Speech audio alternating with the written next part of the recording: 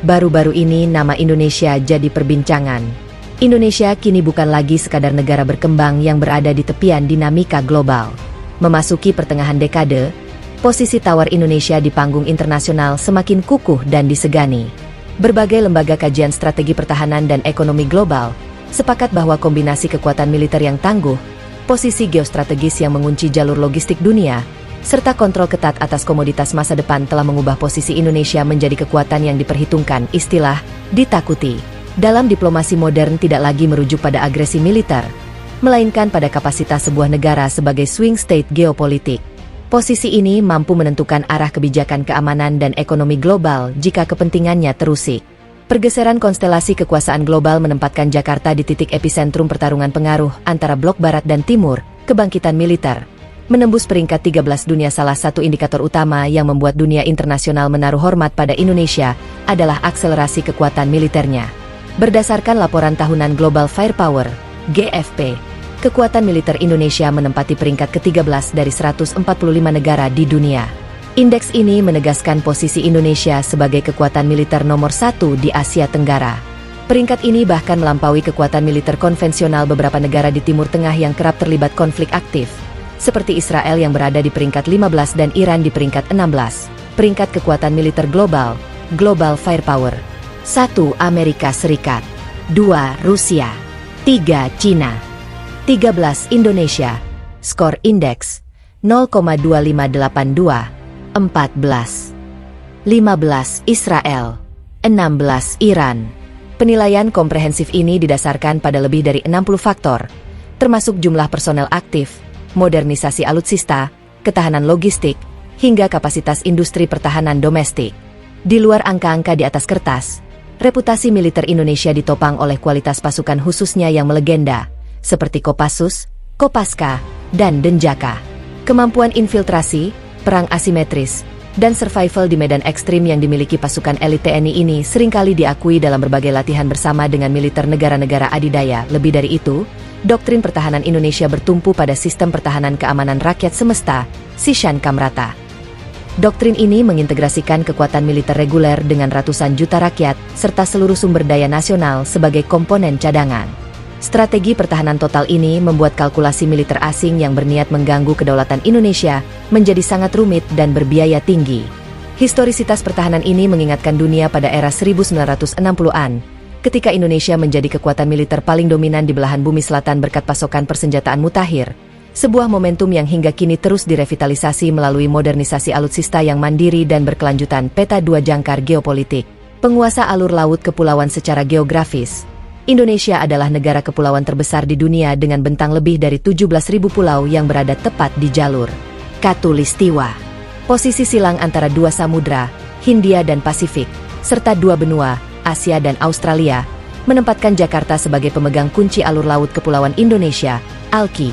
Peran Indonesia sangat krusial karena mengontrol Selat Malaka, Selat Sunda, dan Selat Lombok. Selat Malaka sendiri merupakan urat nadi perdagangan internasional paling sibuk di dunia. Lebih dari sepertiga lalu lintas perdagangan maritim global dan sebagian besar distribusi energi, minyak bumi dan gas, dari Timur Tengah menuju Asia Timur, seperti Cina, Jepang, dan Korea Selatan, harus melewati perairan yurisdiksi Indonesia. Ketergantungan logistik dunia terhadap stabilitas keamanan perairan Indonesia sangatlah tinggi. Jika terjadi ketegangan politik atau gangguan keamanan di wilayah laut Indonesia, rantai pasok global akan langsung lumpuh. Hal inilah yang membuat negara-negara besar, baik di kawasan barat maupun Asia Timur, selalu berhati-hati dan menjaga hubungan diplomatik yang harmonis dengan Jakarta. Keamanan domestik Indonesia secara langsung berbanding lurus dengan stabilitas ekonomi makro dunia. Batu permata komoditas strategis dan geopolitik nikel di era transisi energi, Indonesia bertransformasi dari sekadar eksportir bahan mentah tradisional menjadi epicentrum industri teknologi hijau. Indonesia memegang kartu truf ekonomi global melalui kepemilikan cadangan nikel terbesar di dunia. Nikel kini bukan lagi sekadar komoditas tambang biasa, melainkan instrumen kekuasaan geopolitik yang menentukan arah industri masa depan, khususnya sebagai bahan baku utama baterai kendaraan listrik, electric vehicles. Melalui konsistensi kebijakan hilirisasi pertambangan, pemerintah memperketat kontrol negara atas logam dasar. Langkah strategis diambil dengan memangkas kuota produksi biji nikel dalam rencana kerja dan anggaran biaya, RKAP, menjadi berkisar 260 hingga 270 juta ton.